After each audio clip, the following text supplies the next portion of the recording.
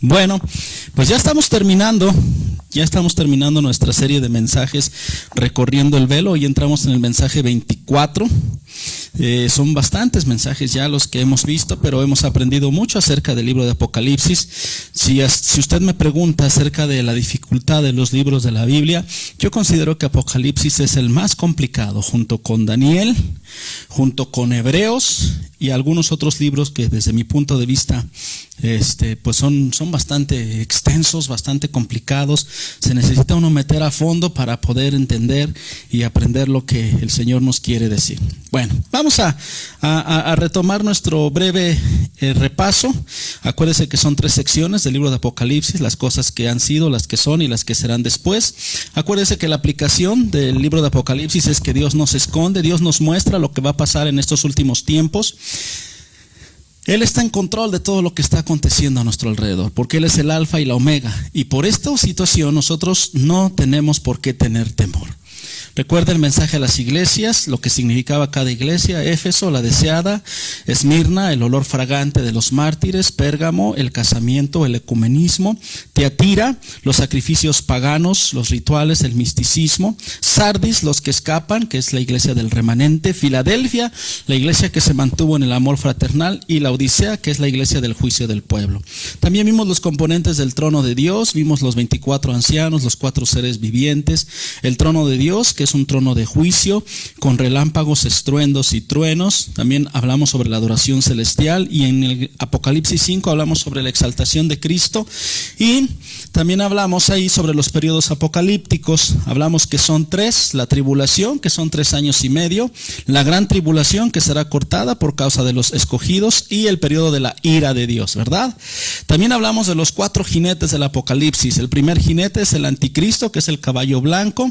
Se refiere al anticristo, que ya han surgido varios anticristos. Vimos las características del anticristo, especialmente su número de identificación, el número de la bestia, el 666. ¿De dónde surgirá el anticristo? ¿Qué nacionalidad tendrá el anticristo? Y bueno, pues su relación precisamente con Irak y con Siria, que es de donde surgirá y que seguramente será de nacionalidad siria. También hablamos sobre el caballo de la guerra, que es el caballo bermejo, que es la guerra que viene de manera repentina y que tiene un poder delegado, que estamos viviendo tiempos peligrosos, tiempos de guerra, que este tiempo de guerra será alargado porque será la gran espada de la guerra. Hablamos sobre el origen de la guerra, y hablamos sobre la guerra del Armagedón. Hoy vamos a tocar un poquito también nuevamente ese punto de la guerra del Armagedón, ¿no? Ya le había yo comentado anteriormente que sobre todo el libro de Apocalipsis, sus acontecimientos no es que sean secuenciales, sino que son aleatorios. De repente estamos hablando del juicio del trono blanco, luego nos regresamos a la batalla del Armagedón, luego vamos a las bodas del Cordero. Entonces tenemos que ubicarnos. Al final voy a presentarles una especie de mapa donde vamos a ubicar todos los acontecimientos, y ahí sí ordenados de manera cronológica, pero eso ya va a ser hasta el final. Sin embargo, así en la Biblia viene. También hablamos sobre el jinete del hambre y el jinete de la muerte, que tienen autoridad delegada y limitada. Hablamos sobre el jinete del hambre en la Biblia, en nuestros tiempos, en el mundo actual, los principios bíblicos para tratar con el hambre, y también hablamos del caballo de la muerte, ¿verdad? Hablamos también de los sellos de los mártires, que es el 5º sello. Los cristianos que tienen que ser probados, si es necesario, hasta la muerte; las características de un mártir en base a Esteban; los privilegios de un mártir, y que todavía faltan personas que darán su vida por Jesucristo. También en el 6º sello hablamos sobre el rapto y la ira de Dios, que en mi parecer son 2 actos simultáneos. En lo que la iglesia es arrebatada, la ira de Dios desciende sobre esta tierra. También hablamos de que el rapto y la ira son juicios que vienen plasmados en el Antiguo Testamento y que están muy claros en la Biblia, que será el día de juicio y el día de castigo, y que las señales de estos acontecimientos serán las perturbaciones cósmicas. Hablamos también acerca de los ángeles de Dios y de las multitudes, los ángeles y la ira de Dios, los 144,000 sellados, que son las primicias del pueblo de Israel. Hablamos de la gran multitud que habrá en el cielo. También hablamos en el 7º sello de las 4 primeras trompetas, lo que significa el silencio en la Biblia, lo que significan esas trompetas, el poder de la oración. Ahí vimos esa parte muy interesante. Y también las 4 primeras trompetas que van contra la ecología terrestre, que vendrá granizo, fuego y sangre en la primera. En la segunda, el mar se convertirá en sangre, una parte del mar. En la tercera, parte de las aguas dulces se convertirán en amargas. Y en la cuarta trompeta habrá habrá tinieblas. Después hablamos de los 3 ayes, que es la quinta trompeta. Uno de ellos es acerca de los demonios del abismo, la quinta trompeta, que saldrán a atormentar a la población. La sexta trompeta, que es el segundo ay, que son los otros demonios que serán liberados para matar a gran parte de los habitantes de la tierra. Y también hablamos acerca de los pecados de los últimos tiempos que aquejan a nuestra sociedad: la idolatría, la adoración de los demonios, los homicidios, las hechicerías, las fornicaciones y los hurtos o robos, ¿verdad? También hablamos acerca del ángel y el rollo pequeño, que se presenta un ángel poderoso, el cual no es Cristo. Ya vimos por qué, vimos las características de ese ángel, vimos que a Juan se le dio dado a comer un librito, vimos también acerca del templo, la medición del templo, los templos que han existido, que medición significa juicio. También hablamos acerca de los 2 testigos que se levantarán en el periodo de la gran tribulación, que serán Moisés y Elías, y que estos testigos tendrán un poder delegado, que estos testigos serán odiados hasta la muerte, serán muertos por el anticristo, pero resucitarán y serán arrebatados para Dios. También hablamos en el mensaje de la séptima trompeta que los reinos del mundo no le pertenecen a Cristo, pero que van a ser trasladados al imperio de Cristo. Y que ¿qué va a pasar en ese traslado? 2 acontecimientos: el juicio del trono blanco y el tribunal de Cristo. Hablamos también acerca del mensaje de la mujer y el dragón, que son simbolismos. La señal que representa a la mujer es Israel y la señal del dragón es Satanás.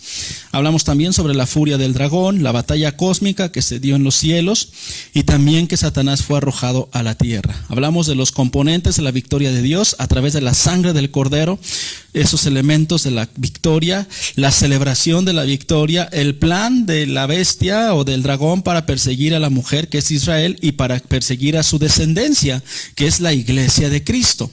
En el mensaje 15 hablamos sobre las 2 bestias a profundidad. Sobre el anticristo, que es la bestia que surge del mar, ¿verdad?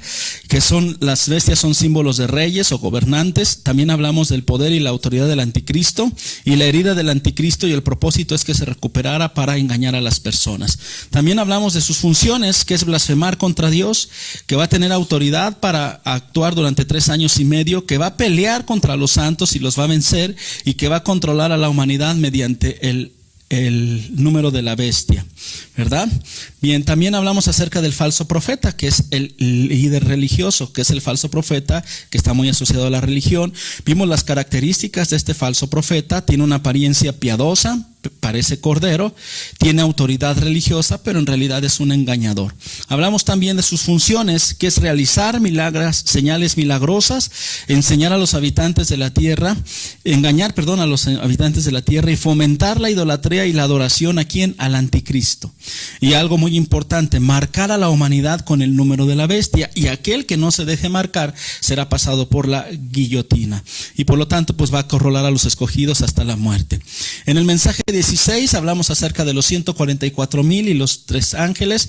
¿Qué son los 144,000 que andan con el cordero en Sión? Son los 144,000 sellados de la nación de Israel. Hablamos de su cántico, hablamos de su testimonio, ¿verdad? Que siguen al cordero por donde quiera que él va.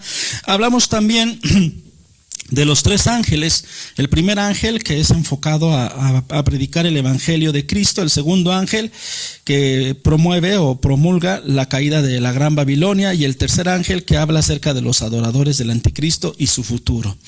En el mensaje 17, un mensaje muy fuerte, muy poderoso, el de la cosecha final, ¿verdad? Cuando Jesús va a venir a separar la cosecha, va a separar el trigo de la cizaña, y habrá un castigo para la cizaña. Ahí será la separación de los que creyeron en Cristo y los que no creyeron en Cristo. En el mensaje 18 hablamos sobre la consumación de la ira de Dios, ¿verdad? Que la ira de Dios proviene de la santidad de Dios. Hablamos sobre el cántico de los mártires y de los santos, y también hablamos de las 7 plagas, que están enfocadas o representadas en 7 copas. La primera copa que vimos es las llagas malignas y repugnantes. La segunda, que es el mar que se convierte en sangre. La tercera, que los ríos y manantiales se convierten en sangre. La cuarta, que el sol quema como fuego. Y la quinta, acerca del trono de la bestia y la destrucción de ese trono de la bestia. La sexta copa es la batalla del Armagedón, que la vimos en el mensaje 19. Vimos el origen de esta guerra, que será el odio contra la nación de Israel y todo lo que tenga que ver con Dios. La duración de la guerra del Armagedón, dijimos que más o menos será larga. El lugar de la guerra, que será en el valle de Josafat. La fecha aproximada yo considero que es después de la gran tribulación. Y en el mensaje 19 hablamos también sobre quiénes van a participar en esa guerra del Armagedón, la entrada del anticristo que va a comandar a uno de los bloques en la guerra, el motivo de la guerra que es Israel, ahorita vamos a tocar un poquito ese tema también, y la entrada de Cristo a la guerra del Armagedón, ¿verdad? Hoy vamos a ver ese pasaje donde Cristo entra y derrota al anticristo y a todos sus huestes. En el mensaje 20 hablamos sobre la última copa de la ira de Dios, que es la séptima copa, donde la gloria del hombre es derrotada. En esta séptima copa el castigo a la gran Babilonia. En esta séptima copa la creación y el hombre son totalmente exterminados. Y en el mensaje 21 hablamos acerca de la gran ramera. La gran ramera como un sistema religioso apóstata. Hablamos también de la mujer y la bestia, que es un sincretismo entre la religión y la política.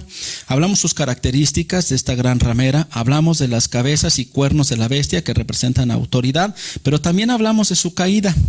Hablamos también las razones de la caída, de la destrucción de la gran ramera, y también hablamos acerca de que Babilonia será destruida rápidamente, en una hora, ¿verdad? Y también la reacción de los comerciantes mayoristas, de los magnates, del mundo económico, ¿verdad? Que también se lamentará por la pérdida de la gran ramera. En el mensaje 22 hablamos sobre la celebración y significado de la caída de la gran ramera, que habrá una celebración porque va a caer ese sistema, este sistema corrupto que hoy tenemos va a caer, sistema humano. 2, el significado de la caída, que significa la caída de la gran ramera será violenta, ya lo vimos también, y también hablamos sobre los pecados de la gran ramera, que lo que tiene todo sistema corrompido, ¿verdad? Este mensaje se titula La segunda venida de Cristo y el final del anticristo. Y vamos a Apocalipsis 19, vamos a dividirlo en dos partes. La primera parte es la segunda venida de Cristo y la segunda parte es el final del anticristo. Bien, Apocalipsis 19, vamos a leer del 1 del 11 al 16. ¿Sí está usted conmigo? La palabra de Dios dice así: Luego vi el cielo abierto y apareció un caballo blanco. Su jinete se llama Fiel y Verdadero. Con justicia dicta sentencia y hace la guerra. Sus ojos resplandecen como llamas de fuego y muchas diademas ciñen su cabeza. Lleva escrito un nombre que nadie conoce sino él. Está vestido de un manto teñido de sangre y su nombre es el Verbo de Dios. Aleluya. Lo siguen los ejércitos del cielo montados en caballos blancos y vestidos de lino fino, blanco y limpio. ¿Esto le dice algo? De su boca sale una espada afilada con la que herirá a las naciones. Las gobernará con puño de hierro. Él mismo exprime uvas en el lagar del furor del castigo que viene de Dios Todopoderoso. En su manto y sobre su muslo lleva escrito este nombre: Rey de Reyes y Señor de Señores. Aleluya. Este pasaje no habla nada de nadie más que sino de nuestro Señor Jesucristo. Amén. Algunos confundían a este personaje, a Jesucristo, con el anticristo, que es el primer jinete. Pero ya vimos todas las diferencias. Aquí dice claramente quién es el Verbo de Dios. Y cosas muy interesantes que hoy vamos a ver. Primero, el primer punto que yo quiero tocar de mi mensaje es el siguiente: la imagen de Cristo en su segunda venida. ¿Sí? Aquí vemos cosas bien interesantes en su segunda venida. Primer punto es que el cielo aparece abierto. Mire lo que dice Apocalipsis 19:11. Dice: luego vi el cielo abierto. ¿Cómo estaba el cielo? Abierto. Y apareció un caballo blanco. Su jinete se llama Fiel y Verdadero. Con justicia dicta sentencia y hace la guerra. ¿Verdad? Solo 2 veces en la Biblia se muestra que el cielo está abierto. En este pasaje de Apocalipsis y en otro pasaje de Ezequiel capítulo 1, ¿verdad? Solamente en estos 2 pasajes se habla de ese cielo abierto. Ahora, ¿de qué cielo estamos hablando? Del tercer cielo, del trono de Dios, del lugar donde el Señor habita, Amén. Acuérdese que habíamos hablado acerca de 3 cielos. El primer cielo, que es nuestra atmósfera terrestre. El segundo cielo, que son las regiones celestes donde habita Satanás y gobierna Satanás, regiones de maldad. Y el tercer cielo, que es el trono de Dios. Nada más para recordarle, vamos a 2 de Corintios capítulo 12, donde Pablo nos habla acerca de este tercer cielo. Me veo obligado, dice Pablo, a jactarme, aunque nada se gane con ello. Paso a referirme a las visiones y revelaciones del Señor. Conozco a un seguidor de Cristo que hace 14 años fue llevado al tercer cielo. Aquí nos dice Pablo, el tercer cielo. No sé si en el cuerpo o fuera del cuerpo, Dios lo sabe, él ni siquiera se enteró si estaba en su carne o no en su carne. Y sé que este hombre, no sé si en el cuerpo o aparte del cuerpo, Dios lo sabe, fue llevado al paraíso y escuchó cosas indecibles que a los humanos no se nos permiten expresar. Yo le decía en los mensajes pasados acerca de las bodas del Cordero que van a celebrarse allá en el cielo. Hay muchas cosas que nos van a asombrar, hermano.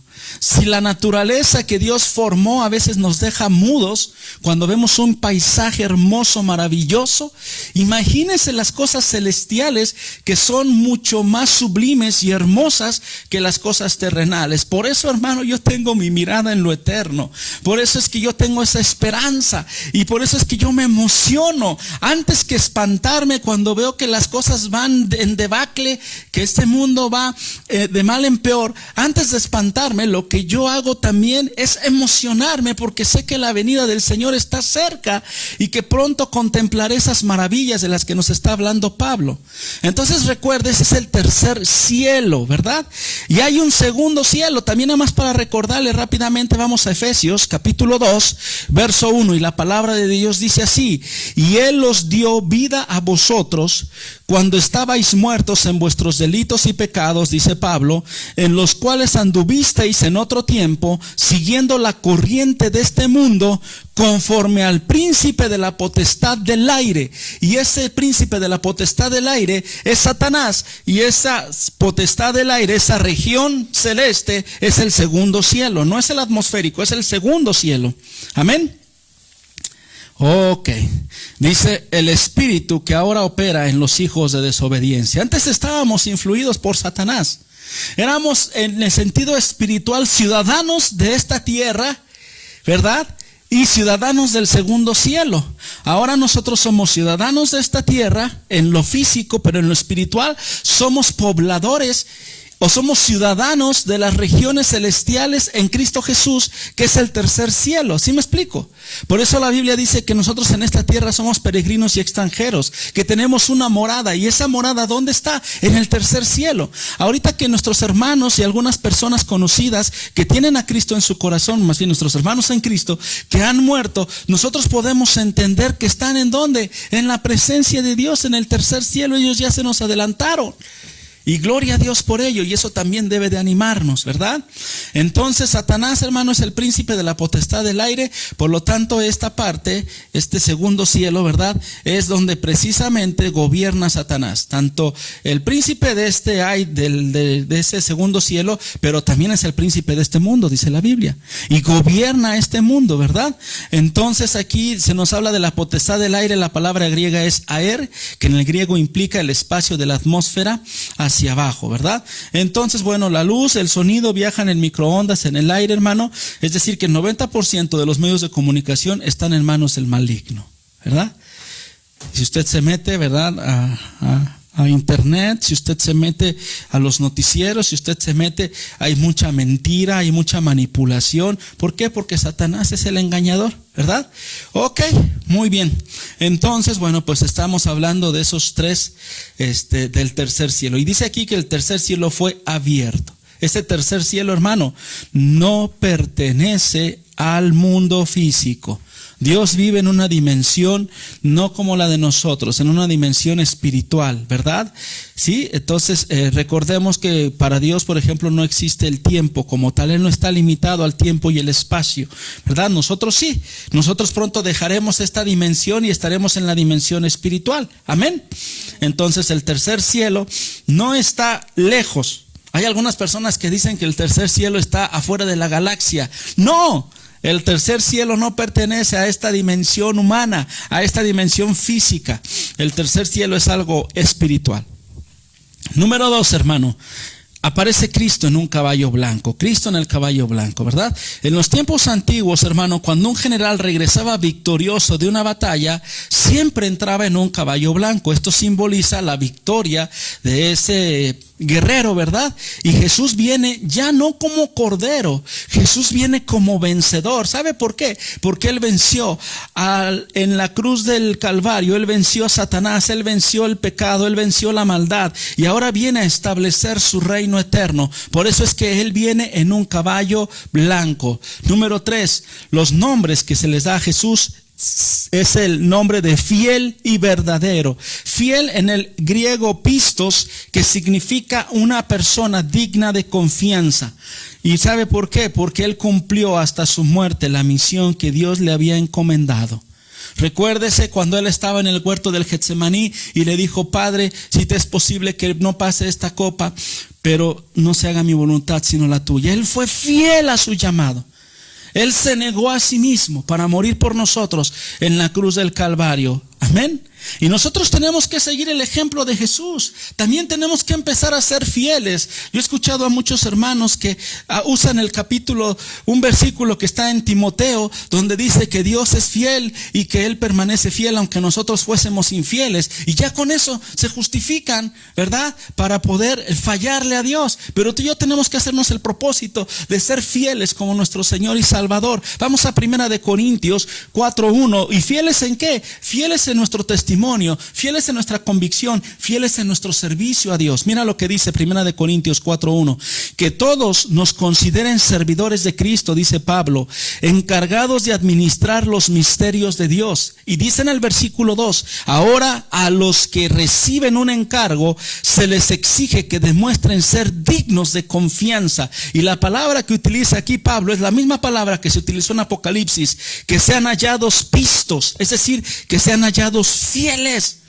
Dios nos ha dado la salvación, tenemos que ser fieles. Dice, hay que cuidarla con temor y temblor, la salvación.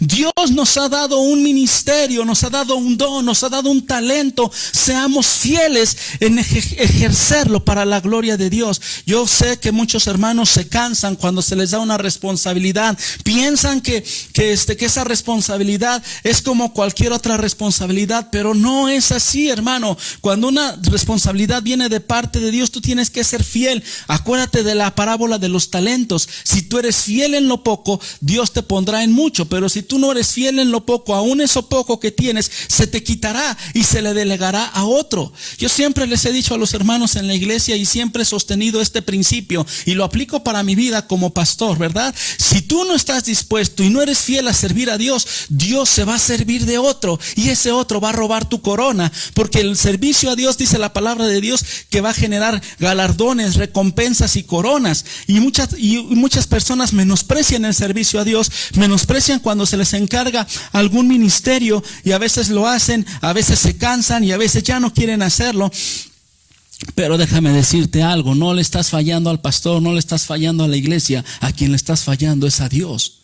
Tenemos que ser fieles en lo que Dios nos dio. Amén. Como nuestro Señor Jesucristo. Él es fiel y verdadero. A su nombre sea la gloria. Verdadero. Verdadero del griego aletinos, que se traduce como verdad, que significa la realidad en contraste con la apariencia. Hay muchas cosas que son aparentes. Aparentemente la persona es buena, aparentemente la persona es fiel, aparentemente la persona es educada, pero realmente es así. Hay muchas personas que viven de las apariencias. ¿Y sabes cuándo las conoces? Cuando se presenta una crisis, cuando se presenta un conflicto, cuando se presenta un problema, sacan su verdadera esencia. Hermano, nosotros tenemos que ser verdaderos como Jesucristo es verdadero. Amén. ¿Sí? Nada de apariencias, tenemos que ser reales, tenemos que ser verdaderos. La religión está llena de apariencias. Por eso siempre le he dicho que la religión es el mejor escondite para Dios, con Dios más bien, del hombre, para esconderse de Dios. Porque aparentemente yo voy a mi misa, yo voy a mi servicio, yo hago aparentemente, pero realmente no tengo una relación viva con Dios, ¿verdad? Entonces Jesús, Él es verdadero, y nosotros también tenemos que vivir en la verdad, en la la realidad, ser congruentes entre lo que creemos, pensamos, leemos, vemos en la palabra de Dios y entre lo que somos. Vamos a Juan capítulo 14, verso 15, donde nos habla acerca de esta verdad de Jesucristo. Dijo entonces Tomás: Señor, no sabemos a dónde vas, así que ¿cómo podemos conocer el camino? Y fíjese lo que le dice Juan 14, 6, un pasaje que usted debe de memorizarse. Yo soy el camino, la verdad y la vida, le contestó Jesús, y nadie llega al Padre si no es por mí. Jesús dice: yo soy la verdad. Jesús es la única verdad, Jesús es la única realidad, Jesús es auténtico, Jesús es verdadero. Todo lo demás, hermano, es apariencia. Toda religión es apariencia. Todo líder político, religioso, como usted me lo quiera poner, son muchas veces puras apariencias, ¿verdad? Puras apariencias. El único real y verdadero es nuestro Señor Jesucristo. Número 4, hermano. Ya vimos sus características de Jesucristo en su segunda venida. ¿Cuál es la misión de Jesús en su segunda venida? ¿Qué es lo que Él va a cumplir en esta segunda venida? Vamos a Apocalipsis 19:11, ahí nos lo revela. Dice: luego vi el cielo abierto y apareció un caballo blanco, su jinete se llama Fiel y Verdadero, con justicia, dice ahí, dicta sentencia y hace la guerra. En el versículo, en la versión 60, nos dice: con justicia juzga y pelea. Viene a juzgar y viene a pelear. A esas dos cosas viene Jesús. Jesús viene a juzgar al mundo con justicia y viene a pelear contra el anticristo y todas sus huestes, ¿verdad? Y aquí de repente nosotros nos preguntamos: ¿qué no se supone que debemos orar y de pedir por la paz? La Biblia dice que oremos por la paz de Jerusalén, no por la paz del mundo.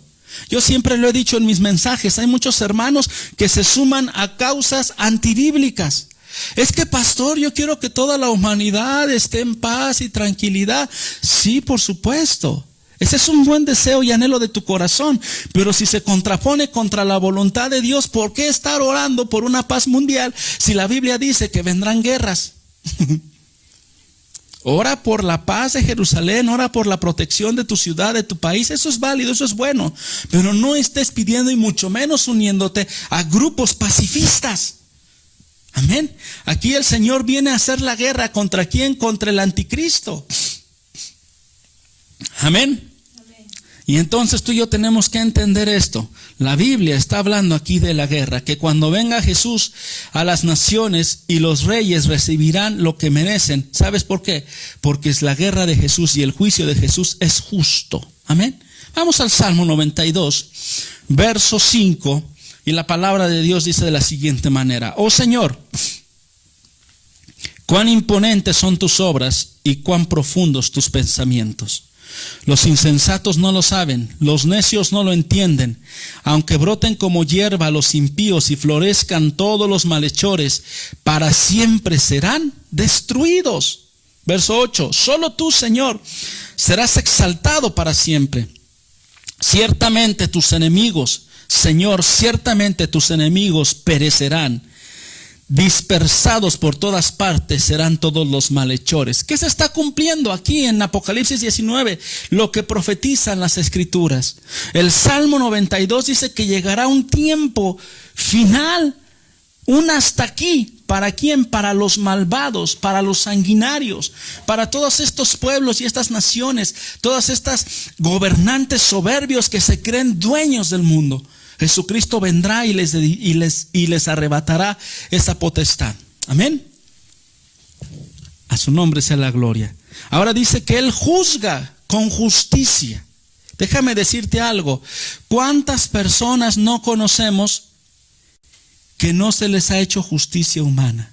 Hermanos, si yo le diera las estadísticas, no nos vamos tan lejos. En México solo se dice que el 4% de los delitos son llevados a la justicia. Y de esos delitos que son llevados a la justicia, hermano, existe un alto grado de impunidad. ¿Por qué? Por los sistemas corruptos. Tenemos un sistema judicial corrupto, y no nada más en México, sino en todo el mundo. ¿Sí? Los criminales están afuera de las cárceles y los inocentes están dentro de las cárceles. Estábamos orando por un jovencito que gracias a Dios ya salió de la cárcel, injustamente encarcelado. Y personas que merecen, que han asesinado, que han cometido, que han violentado, que han robado, andan como la fresca mañana. Así está nuestro mundo. Y Jesucristo va a establecer y va a traer justicia. Algún día van a pagar y nadie va a escapar. Ahorita se ríen. Estaba yo escuchando en las noticias una mujer, ¿verdad?, que fue a la Comisión Nacional de Derechos Humanos, se amarró a una silla porque no le habían hecho justicia del caso de la violación de su hijo o de su hija, no recuerdo, ¿verdad? Hasta que ahorita ya ese tema va a ser atraído por la Suprema Corte de Justicia. Esperemos que es el último instancia de justicia en nuestro país, le pueda hacer justicia a esta mujer. Pero esta mujer dice, se burlaron, se rieron de nosotros, nuestras autoridades. Creo que fue ahí en San Luis Potosí, en nuestra cara se ríen. No hay justicia para ti. ¿Sabe por qué? Porque la justicia en México y en todo el mundo es para los poderosos, los adinerados, los políticos. Pero para la gente común, la gente sencilla, hay injusticias. No hay justicia. Salmo 37:1. Mira lo que dice la palabra de Dios. A veces nos enojamos, yo la verdad a veces me enojo, pero luego vengo a la palabra de Dios y mire lo que me dice el salmista: no te irrites a causa de los impíos, porque vemos que se salen con la suya. Ni envidies a los que cometen injusticias, menos envidiarlos, hermano. Versículo 2, porque pronto se marchitan como la hierba, pronto se secan como el verdor del pasto. Confía en el Señor y haz el bien, establécete en la tierra y mantente fiel. En medio de estos sistemas de injusticia, tú y yo tenemos que entender que tú y yo amamos a Dios y Él es nuestro defensor. Amén. La Biblia dice que Él vengará nuestras injusticias, que Él dará el pago, ¿verdad? Y aquí la Biblia también dice que en este pasaje de Apocalipsis 19, Él vendrá a dos cosas. Vendrá a juzgar, a establecer justicia, pero también vendrá a guerrear contra el enemigo, que es el anticristo y todas sus huestes. Ahorita vamos a ver más adelante esa parte. Bien, vamos a ver las características de Jesús en su segunda venida. Vamos a Apocalipsis 19:12. Mira estas características. Sus ojos resplandecen como llamas de fuego y muchas diademas ciñen su cabeza. Lleva escrito un nombre que nadie conoce sino Él. Está vestido de un manto teñido en sangre y su nombre es el Verbo de Dios. Rápidamente vamos a ver la primera característica: ojos de fuego. ¿Por qué viene con ojos de fuego? Porque viene a conocer los secretos más íntimos del corazón. Así es Jesús, Él es Dios y Él es omnisciente, Él todo lo sabe, no podemos ocultar nada, ¿verdad? Y entonces Jesús, cuando mire a los pecadores, porque eso ya será después del arrebatamiento, después de la gran tribulación, cuando venga la batalla del Armagedón, y Él va a mirar a las personas y ninguno de ellos podrá decir que no es culpable, que no es pecador, porque Él va a revelar los secretos más íntimos de su corazón. Jeremías 23:24, mira lo que dice: ¿podrá el hombre hallar un escondite donde ya no puede encontrarlo? Dice Dios. Afirma el Señor. ¿Acaso no soy yo el que llena los cielos y la tierra? Afirma el Señor. He escuchado lo que dicen los profetas que profieren mentiras en mi nombre, los cuales dicen: he tenido un sueño. ¿Hasta cuándo seguirán dándole valor a la profecía, a las mentiras y delirios de su mente? Dios conoce la mente de las personas. Aquí está hablando de profetas, está hablando de personas religiosas. Por eso es que le digo que la gran ramera engañará a muchas personas pensando que hablan de parte de Dios. Los grandes líderes religiosos estarán en esta tierra cuando venga el arrebatamiento. ¿Por qué? Porque son religiosos, porque no han tenido un encuentro verdadero y real con Jesucristo. Esos son los ojos de fuego, para traspasar y conocer la intimidad de los corazones. Muchas diademas. Las diademas, hermano, nos hablan de autoridad, ¿verdad? Nos hablan de autoridad. Muchas diademas es porque Jesucristo tiene la autoridad, hermano, sobre todo el universo. sobre todo lo visible y sobre todo lo imposible.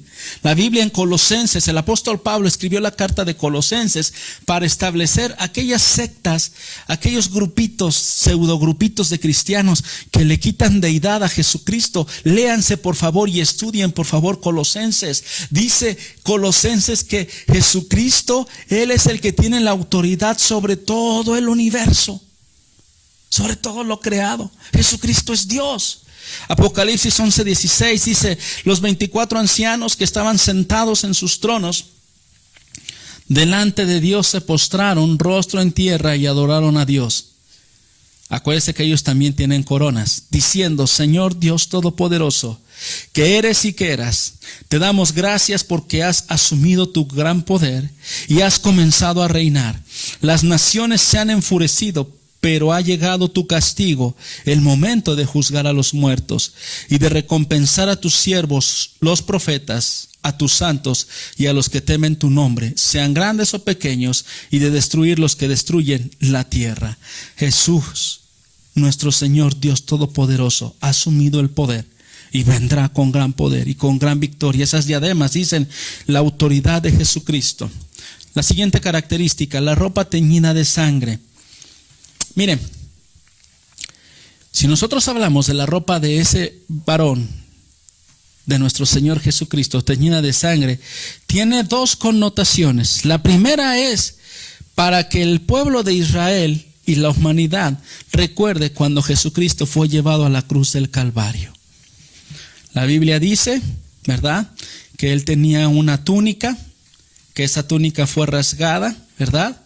Y la Biblia dice que lo flagelaron los romanos con látigos romanos que tenían puntitas de metal que se incrustaban en la piel y arrancaban trozos de carne. Eso fue una verdadera carnicería. Eso fue algo tremendo. El profeta Isaías en el capítulo 53 nos dice que su rostro no era agradable. Para que el profeta escribiera eso y para que los romanos también, los soldados romanos, ¿verdad?, se asombraran. Ellos estaban acostumbrados a flagelar, a maltratar a los reos, a los presos, pero se asombraron del sacrificio y del tormento y del sufrimiento de nuestro Señor Jesucristo. Ellos se asombraron. Fueron 39 latigazos los que le dieron. Cuando él llegó al monte del Calvario, hermano, prácticamente él llegó desangrado. Le quitaron su manto. El manto, cuando usted se corta, la tela se pega a la piel, y cuando la arrancan es un dolor, hermano, indescriptible. Eso nos lo narra los evangelios, Lucas, y nos lo narra también Juan, ¿verdad? Que fue algo tremendamente sanguinario, ¿verdad? Y entonces esa ropa teñida de sangre es para recordarle al pueblo de Israel lo que hicieron con el Mesías, pero también a la humanidad, que ese sacrificio fue despreciado, que la humanidad no quiso recibir la sangre del Cordero para el perdón de sus pecados. Eso significa la ropa teñida de sangre. Para que hoy que tú me estás escuchando entiendas que por medio de su sangre preciosa podemos ser librados de la ira de Dios. Podemos ser perdonados de nuestros pecados. Amén. Pero también esa ropa teñida en sangre tiene otro significado. Aparte de que para que los judíos y la humanidad identifique que Jesús fue sacrificado en la cruz y fue ensangrentado tremendamente, también tiene otro significado. Esa sangre, ¿verdad? Vamos a Isaías 63:1. Otro significado. Mire lo que dice. ¿Quién es este que viene de Edom? Desde Borsa, vestido de púrpura. ¿Quién es este espléndido ropaje que avanza con fuerza arrolladora? Soy yo el que habla con justicia, el que tiene poder para salvar. Jesucristo. ¿Por qué están rojos tus vestidos como los del que pisa las uvas del lagar? ¿Por qué? Porque he pisado el lagar, yo solo, ninguno de los pueblos estuvo conmigo. Los he pisoteado en mi enojo, los he aplastado en mi ira, y su sangre salpicó mis vestidos y me manché la ropa. Ya tengo planeado el día de la venganza, el año de mi redención ha llegado. Esta ropa teñida en sangre también del Verbo, del Cordero de Dios, está salpicada de la sangre de sus enemigos. porque ya vimos en mensajes pasados que esa batalla del Armagedón será un tremendo derramamiento de sangre, y esa sangre salpicará al mismo Jesucristo. Amén. Su nombre, el Verbo de Dios. Vamos allá en Apocalipsis 19:12. Dice que sus ojos resplandecieron como llamas de fuego. Ya vimos que había muchas diademas en su cabeza, autoridad, que llevaba un escrito que nadie conoce sino él, y que está vestido de un manto teñido en sangre, y que su nombre es el ¿quién? El Verbo de Dios. Por si alguien tenía duda de quién es ese personaje, pues es nuestro Señor Jesucristo. La palabra verbo, logos, en el griego significa conocimiento, ¿verdad? El segundo significado de logos se usaban los filósofos para expresar el pensamiento divino de sus dioses, el conocimiento de lo divino. El verbo gramaticalmente es una oración que le da sujeto a la acción. El sujeto, ¿sabes quién es? Jesucristo. ¿Por qué? Porque Él vino a ejecutar el plan redentor. Jesucristo fue el que descendió, habitó entre nosotros, vimos su gloria, fue humilde, fue obediente hasta la cruz, ¿verdad? Y Él es el verbo, el plan de Dios encarnado. El libro de Isaías dice Emmanuel, que significa, o que traducido es Dios con nosotros. Amén. Y además el apóstol Juan, vamos rápidamente en Juan 1:1, nos habla acerca de que el verbo es Jesucristo, pero también nos revela algo bien interesante, que el verbo es Dios. Mira, en el principio ya existía el verbo, es eterno, y el verbo estaba con Dios, y el verbo era Dios. Para todos aquellos grupitos, sectas como los Testigos de Jehová y grupos cristianos que se atreven a decir que Jesucristo no es Dios.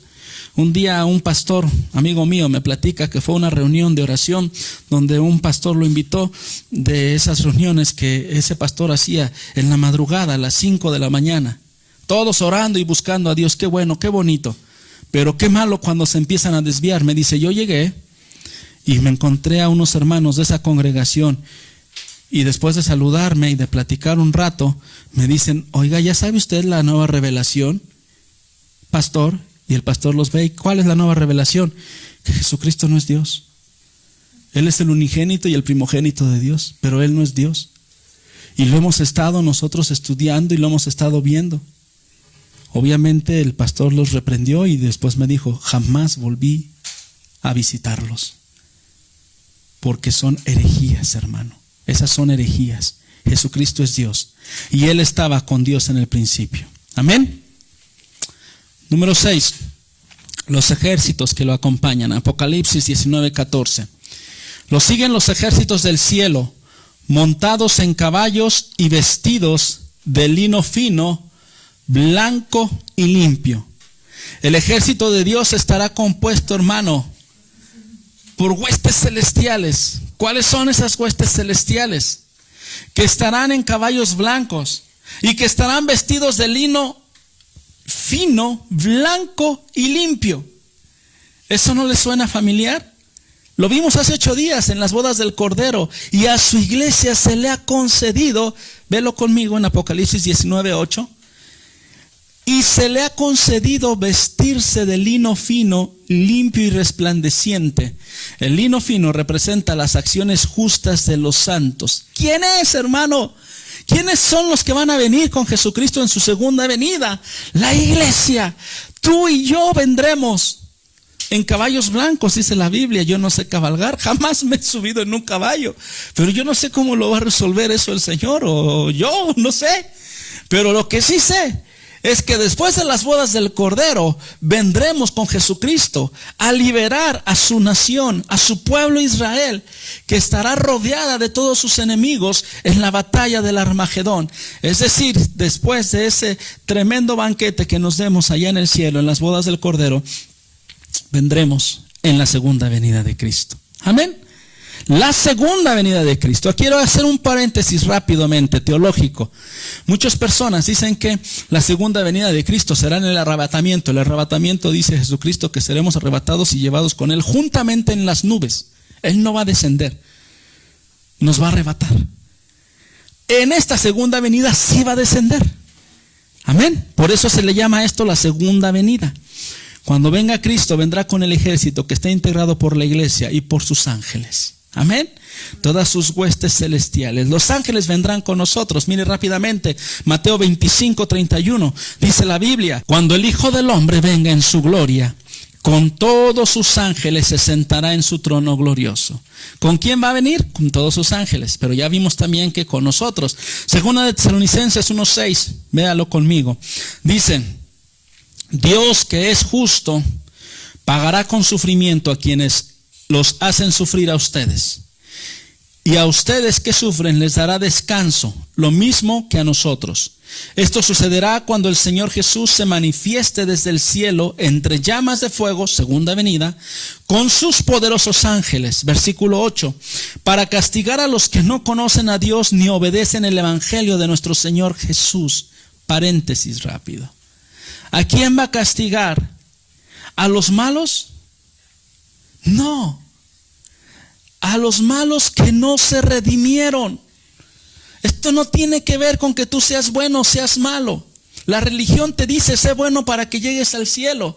El evangelio de Jesucristo te dice: entrégale tu vida a Jesucristo para que tu vida sea transformada y tengas buenas obras. Amén. Entonces no es que Dios sea un Dios cruel y que diga: yo establezco un parámetro moral, ¿verdad?, de lo bueno y de lo malo. No. Todos somos malos. Dice Romanos que no hay justo ni aun uno, que todos pecamos. Pero ¿sabes qué? Nosotros somos pecadores redimidos porque venimos a Cristo y le entregamos nuestra vida y nuestro corazón. Entonces Él va a venir a castigar a los que no conocen a Dios ni obedecieron la voz del evangelio de nuestro Señor Jesucristo. Regresemos, versículo 9. Ellos sufrirán el castigo de la destrucción eterna, lejos de la presencia del Señor y de la majestad de su poder, el día que venga para ser glorificado por medio de sus santos y admirado por todos los que hayan creído, entre los cuales están ustedes, porque creyeron el testimonio que les dimos. Amén. Todos nosotros no tenemos nada bueno.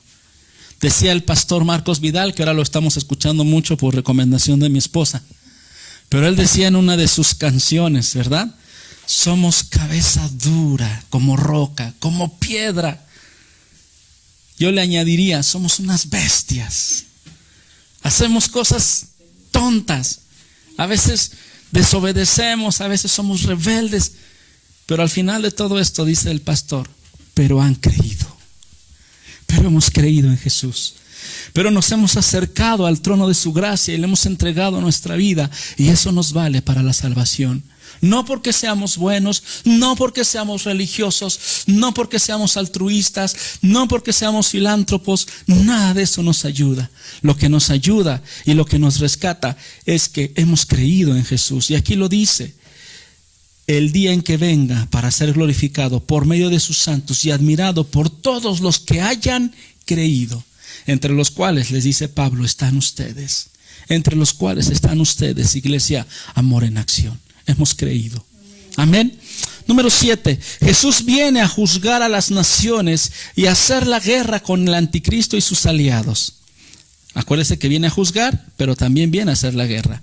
Apocalipsis 19:15. De su boca sale una espada afilada, con la que herirá a las naciones, las gobernará con puño de hierro, y él mismo exprime uvas en el lagar del furor del castigo que viene del Dios Todopoderoso. En su manto y sobre su muslo lleva escrito este nombre: Rey de Reyes y Señor de Señores. Él viene para guerrear ¿contra quién? Contra el anticristo. Él viene para gobernar ¿a quién? A las naciones. Él viene para juzgar ¿a quién? A los que no creyeron. Él mismo dice que va a exprimir las uvas en el lagar del furor del castigo que viene del Dios Todopoderoso. Y al exprimir estas uvas se va a salpicar. ¿De quién? De la sangre. Exprimir las uvas significa el juicio de destrucción y de demolición contra aquellos que no creyeron. Vamos a Judas 1:14, también la palabra nos habla cómo va a condenar él a las naciones. Dice Judas 1:14, también Enoc, el séptimo patriarca a partir de Adán, profetizó acerca de ellos. Miren, el Señor viene con millares y millares de sus ángeles, aleluya, para someter a juicio a todos y para reprender a todos los pecadores impíos por todas las malas obras que han cometido y por todas las injurias que han proferido contra Él. Verso 16. Estos individuos son refunfuñadores y criticones. Se dejan llevar por sus propias pasiones. Hablan con arrogancia y adulan a los demás para sacar ventaja. Observe las características de las personas que no quieren nada con Dios. Primero, profieren contra Dios toda cosa de barbaridades. Los ateos, que Dios no existe. Eso desafía su cerebro. Yo soy profesor universitario. Yo doy matemáticas. Yo cuando les estoy hablando a mis alumnos de algún teorema, de algún axioma de las matemáticas, les digo, ¿saben qué? Esto no se sabe de dónde salió. Es un dogma, es un acto de fe. Y abren sus ojotes. Y les digo, sí, la ciencia tiene actos de fe. La ciencia pura, verdadera. ¿Cómo no? Si creemos en un dogma, por ejemplo, de que factorial de 0 es 1, cuando lógicamente eso es irracional. Si creemos eso, ¿cómo no creer en Jesucristo? Si nosotros vemos la creación tan maravillosa, ¿cómo no creer en Jesucristo? Einstein dijo, Dios no juega a los dados. Él no es un producto del azar. Él es el Dios soberano. Y entonces un científico, entre más se mete en las cosas de la ciencia, más ve a Dios reflejado en la creación, en las maravillas que nosotros somos como personas y en la naturaleza que Dios formó. Entonces no tenemos esas personas que no reconocen a Dios, profieren cosas contra Él. Refunfuñadores, refunfuños, criticones, critican y se dejan llevar, y este es el punto más importante, por sus propias pasiones. La gente no quiere a Cristo porque quiere seguir pecando, porque quiere seguir dándole rienda suelta a sus pasiones. Hablan con arrogancia, se sienten arrogantes, superiores, ¿verdad? Amén. Bien, punto número 2. Este es el primer punto acerca de la venida de Jesucristo, segunda venida de Cristo. Pero ahora vamos a ver el final del anticristo y del falso profeta. Vamos a Apocalipsis 19, pero ahora vamos al verso 17. Sígame por favor con su mirada. Vi a un ángel que parado sobre el sol gritaba a todas las aves que vuelan en medio del cielo: vengan, reúnanse para la gran cena de Dios, para que coman carne de reyes, de jefes de millares y de magnates, carne de caballos y de sus jinetes, carne de toda clase de gente, libres y esclavos, grandes y pequeños. Entonces vi la bestia y a los reyes de la tierra con sus ejércitos reunidos para hacer guerra contra el jinete de aquel caballo y contra su ejército. Pero la bestia fue capturada junto con el falso profeta. Este es el que hacía señales milagrosas, en presencia de ella, con las cuales engañaban a los que habían recibido la marca de la bestia y adoraban su imagen. Gente que ya se había dejado marcar. Los dos fueron arrojados vivos al lago de fuego y azufre. Los demás fueron exterminados por la espada que salía de la boca del que montaba a caballo, y todas las aves se hartaron de la carne de ellos. Quiero llamar tu atención a dos cosas muy importantes. Este ángel que está parado sobre el sol y que está convocando a todas las aves para una gran cena, de la cual vamos a hablar ahorita, dice que les daba de comer carne de reyes. Reyes son, traducidos en nuestros días, son líderes políticos, de jefes de militares, líderes militares, de magnates, los grandes hombres de negocio, las gentes que se han hecho de muchas riquezas, carnes de caballos y de sus jinetes, carnes de toda clase de gente, libres y esclavos. La salvación y la condenación no tiene que ver con la condición social. La salvación tiene que ver con la condición del corazón, no con la condición social. El que abre su corazón a Cristo. Yo he conocido personas muy humildes, la gran mayoría se acercan a Cristo por sus necesidades y Jesucristo los alcanza y los transforma. Pero también conozco a gente con mucho dinero que ha recibido a Cristo en su corazón y se les ve luego su actitud diferente, ¿verdad? Gente que verdaderamente tiene recursos, ¿verdad? Y que puedo ver que son hijos de Dios y que aman más a Dios que a las riquezas que Dios les ha dado, y las riquezas que Dios les ha dado las utilizan para ser de bendición para otros. Conozco gente así. He tenido la oportunidad de convivir, he tenido la oportunidad de recibir algunos privilegios de parte de ellos, como invitaciones a comer y cosas así. Y doy gracias a Dios. Pero también, hermano, así como hay salvos pobres y ricos, también hay condenados pobres y ricos. Aquí dice no hay nada de que libres y esclavos, grandes y pequeños, de todos va a haber en aquella ocasión.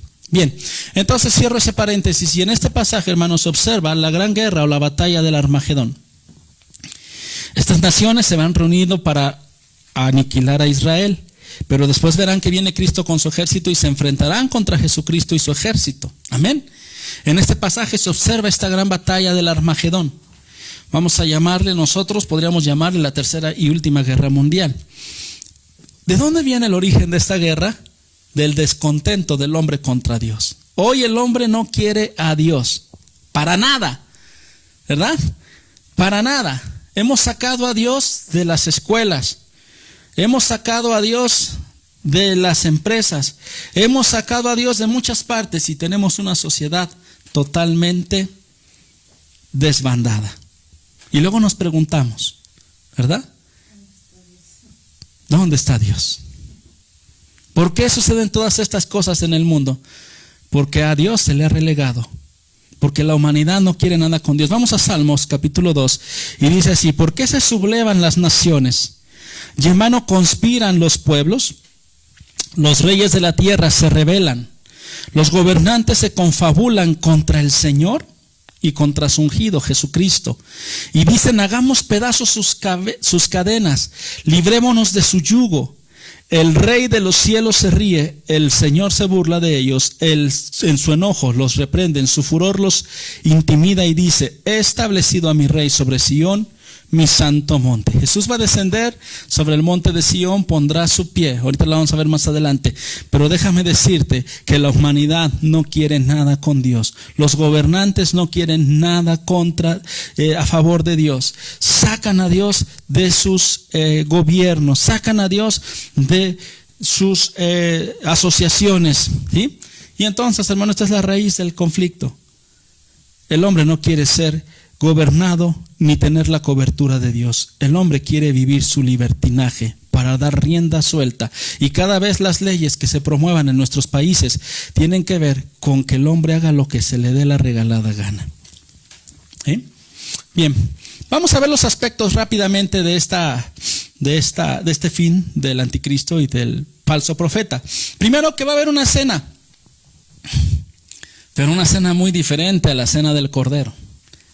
Apocalipsis 19:17. Vi un ángel que, parado sobre el sol, gritaba a todas las aves que vuelan en medio del cielo: vengan, reúnanse para la gran cena de Dios. La otra es la cena del Cordero.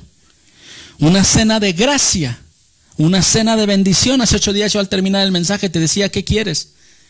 ¿Qué banquete prefieres? ¿El banquete de las cenas del Cordero en el cielo, donde estará la presencia de Dios, habrá galardones, habrá cosas muy hermosas? ¿O quieres la cena de la ira de Dios? Esta es la gran cena de Dios. Yo le añadiría de la ira de Dios, para que coman carne de reyes, de jefes de militares, de magnates, carnes de caballos, de sus jinetes, carne de toda clase, gentes libres y esclavos, grandes y pequeños. Ya le expliqué esta parte. Entonces, esta cena es un contraste total y absoluto de la cena del Cordero. Esta cena será para las aves, y las aves comerán toda la mortandad de todos esos reyes, de todos esos jefes militares que serán exterminados en el valle del Megiddo, en el valle de Josafat. Vamos a Ezequiel 39:1, esto ya fue profetizado, y dice: hijo de hombre, profetiza contra Gog, y adviértele que así dice el Señor omnipotente: yo estoy contra ti, Gog, príncipe soberano de Mesec y Tubal. Te haré volver y te arrastraré, te haré salir del ajenjo norte y te haré venir contra los montes de Israel. La guerra inicialmente es contra Israel. Quebraré el arco que llevas en la mano izquierda y arrojaré a la basura las flechas que llevas en la mano derecha. De nada servirán las armas de todas estas naciones y del anticristo, que estarán armados hasta los dientes. Versículo 4. Caerás sobre los montes de Israel, junto con tus tropas y las naciones que te acompañan, todo el bloque de naciones. Te arrojaré a las aves de rapiña, y aquí es donde está la profecía, y a las fieras salvajes para que te devoren. Y caerás en campo abierto, porque yo lo he dicho, y enviaré fuego sobre Magog y sobre todos los confiados que habitan en las costas. Entonces sabrán que yo soy el Señor omnipotente, lo afirma. Estaba profetizada esta batalla, esta guerra. Gog significa en griego jefe o líder o cabeza de un gran regimiento. Mesec y Tubal son las naciones que fueron de la ex Unión Soviética, como Ucrania, que ahora de ellas, la mayoría de esas naciones son musulmanas. Ha crecido mucho el Islam en todo lo que es Europa, en todo lo que es Medio Oriente, obviamente, ¿verdad? Pero ha penetrado Europa, Estados Unidos, aún en México, hermano, en todo el mundo ha crecido mucho la religión musulmana. La religión nos salva, nuevamente, el que salva es Jesucristo, ¿sí?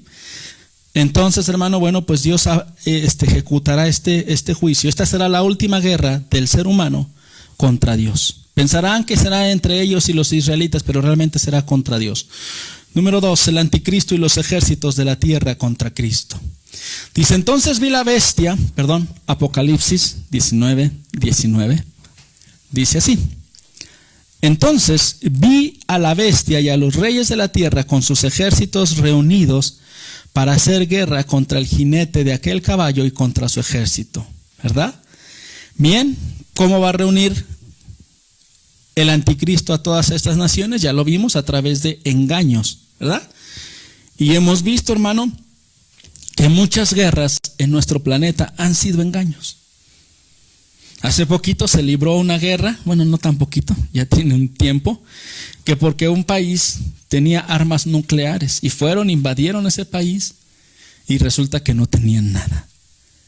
Y muchos países se unieron y apoyaron esa guerra, ¿verdad?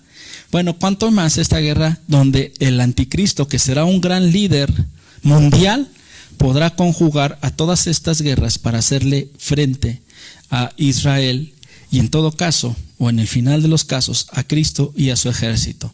¿Sí? Pero acuérdese que Jesús vendrá para juzgar y también Jesús vendrá para defender a su pueblo Israel. Ahí es donde se va a cumplir la profecía sobre Israel. Y mirarán a mí, a quien traspasaron, y llorarán como se llora como hijo unigénito, afligiéndose con él como quien se aflija por el primogénito. Y me preguntarán, ¿qué heridas son estas en tus manos? Y yo les diré, con ellas fue herido en casa de mis amigos. A los suyos vino y los suyos no le recibieron. En ese momento de angustia y de desesperación de Israel, vendrá nuestro Dios con todos nosotros a liberar a su pueblo. Zacarías 12:2. ¿Por qué? Porque Israel es la manzana de la discordia. Israel es el ombligo del mundo. Dice palabra, Zacarías 12:2. Convertiré a Jerusalén en una copa que embriagará a todos los pueblos vecinos. Judá será sitiada, lo mismo que Jerusalén, y todas las naciones de la tierra se juntarán contra ella.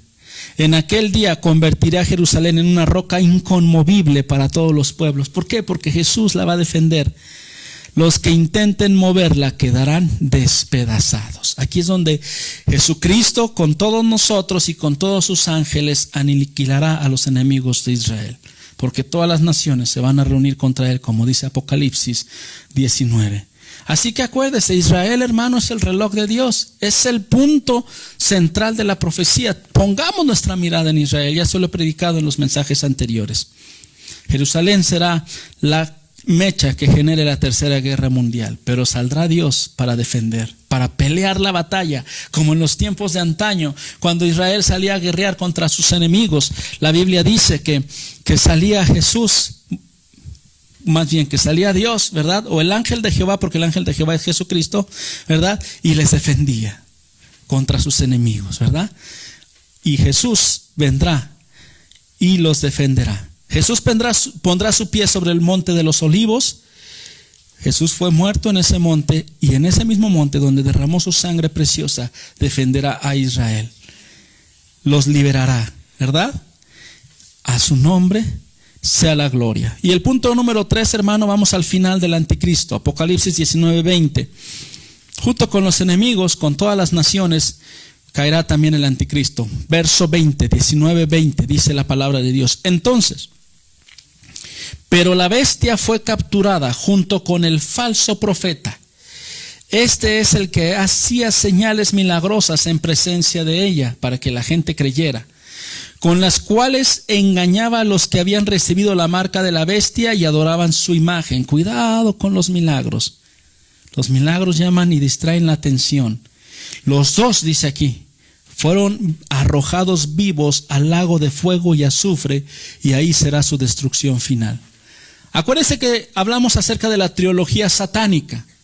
El dragón, que es Satanás, el anticristo y la bestia, y el falso profeta. De esta trilogía, dos serán aquí aniquilados y serán mandados al lago de fuego. En este caso es el anticristo y el falso profeta. El dragón, lo vamos a ver más adelante, él también tiene un destino final, que es ese mismo destino, pero es más adelante. Entonces, hermano, aquí será el final del anticristo. Vamos a 2 de Tesalonicenses 2:8, donde dice el apóstol Pablo: entonces se manifestará aquel malvado, a quien el Señor Jesús derrocará con el soplo de su boca. Ni siquiera se va a esforzar el Señor Jesucristo, y destruirá con el esplendor de su venida. Porque muchos piensan y fantasían en que habrá una guerra y que Jesús, así como cuando están en las vencidas, ¿no? Ya mero lo vence y el otro no. No, hermano. Con su sola presencia, con esa espada que sale de su boca, lo aniquilará. Satanás, con todo su esplendor, con todo su poder, no es enemigo contra Jesucristo, mucho menos el anticristo. Amén. Jesucristo es nuestro Dios. Y dice aquí Pablo, ese día lo va a derrocar con el soplo de su boca, con un soplidito, y lo va a destruir con el esplendor de su venida. Ese tiempo, hermano, cada vez está más cerca, cuando el anticristo y el falso profeta serán lanzados al lago de fuego, ¿sí? Pero déjame decirte algo bien triste. Esta parte es muy bonita, porque será destruido el enemigo, pero por otra parte, hermano, ya habrá cumplido su propósito. Acuérdese, hacer señales milagrosas, engañar a los habitantes de la tierra, hacer que reciban la marca de la bestia y que adoren la imagen del anticristo. La Biblia habla de multitudes que harán esto. Y aquí es donde yo te digo, esto es lo más triste, muchos caerán en su engaño, muchos. Y con esto quiero terminar mi mensaje. El punto número 4 es final de los seguidores del anticristo. Dice nuestro Señor Jesucristo: el que no es conmigo es contra mí. Con Jesucristo y con Dios no podemos andar en medias tintas. O somos cristianos, somos hijos de Dios, lavados con su sangre preciosa, nos bautizamos en obediencia a Jesucristo, le seguimos con todo nuestro corazón, o no somos de Él. O somos de una religión. Acuérdese que las religiones todas van a ser unidas en una sola, el ecumenismo, gobernadas por el falso profeta y engañadas. Pero vamos a ver cuál es el final de los seguidores del anticristo. Apocalipsis 19:21 dice así: los demás fueron exterminados por la espada que salía de la boca que montaba a caballo. ¿Cuál es la espada? La palabra de Dios. La palabra de Dios nos dice que el que cree ha sido salvado y el que no cree ya ha sido condenado. Y dice que todas las aves se hartaron de la carne de ellos. ¿Qué quiere decir que se hartaron? Que eran muchísimos. En otro pasaje dice que la sangre llegará hasta los frenos de los caballos. Será algo tremendo. Y es lamentable que toda la humanidad que fueron engañados y que fueron seguidores del anticristo serán exterminados por la palabra de Dios, por la espada que sale de su boca. Amén. Por eso es tan importante, hermano, que nos acerquemos a Cristo. Por eso es tan importante que nos pongamos a cuentas con Dios. Por eso es tan importante que casi cada mensaje te he venido invitando a que le entregues tu vida a Cristo. Que ya no te dejes engañar por tu religión. Que vengas al verdadero conocimiento de la palabra de Dios. Ahora, si no me crees, créele a Dios. Yo no vengo a predicarte otra cosa que no sea la palabra de Dios. A mí me llama mucho la atención y la verdad que admiro mucho a muchos predicadores que se paran, dan un versículo y hablan una hora sin referir nuevamente a la palabra de Dios. Yo digo, wow, ¿de dónde sacan tanto rollo? Y a veces a mí me dicen, es que tú usas muchos versículos. Entre menos hable yo y más hable Dios, para mí mejor. Entonces, necesitas venir a Jesucristo. Tu religión no te va a salvar. Y si no me crees, ve y corrobora lo que yo te estoy diciendo en la Biblia. No me creas. Tal vez soy un mentiroso, soy un charlatán. Pero agarra la Biblia y ve si lo que yo estoy diciendo es verdad o es mentira. Concluyo mi mensaje. La imagen de Cristo en su segunda venida fue el primer punto. En el cielo aparece abierto el tercer cielo. Cristo aparece en el caballo blanco. Los nombres de Jesús es fiel y verdadero. Vimos las misiones de Jesús en su segunda venida: enjuiciar a las naciones y hacer guerra contra el anticristo. Las características de Jesús en su segunda venida también las vimos. Los ejércitos que lo acompañan, vendremos con él y con todos sus ángeles. Y el final del anticristo y del falso profeta. Bien por el final del anticristo y el falso profeta. Habrá una cena diferente a la cena del Cordero. El anticristo y los ejércitos de la tierra se levantarán contra Cristo. Finalmente serán derrotados con el aliento de la boca y la palabra. Pero lo más triste es el final de los seguidores del anticristo. Yo te predico porque yo no quiero que estés ahí. Yo no quiero que tú estés marcado con el número de la bestia. Yo sé que tienes tu religión. Yo sé que eres un hombre bueno. Hasta comes pan, como yo. Pero eso no nos va a salvar. Lo que nos va a salvar es haber creído en Jesucristo. Dios te bendiga. Un abrazo a todos. Bendiciones.